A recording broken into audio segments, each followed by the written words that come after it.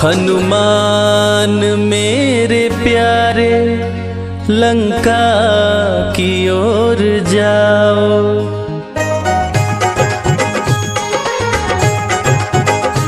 हनुमान मेरे प्यारे लंका की ओर जाओ।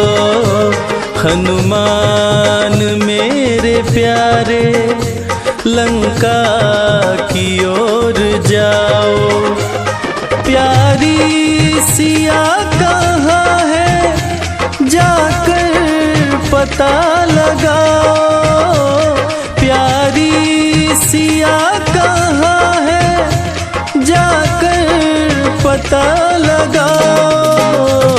हनुमान मेरे प्यारे लंका की ओर जाओ। हनुमान में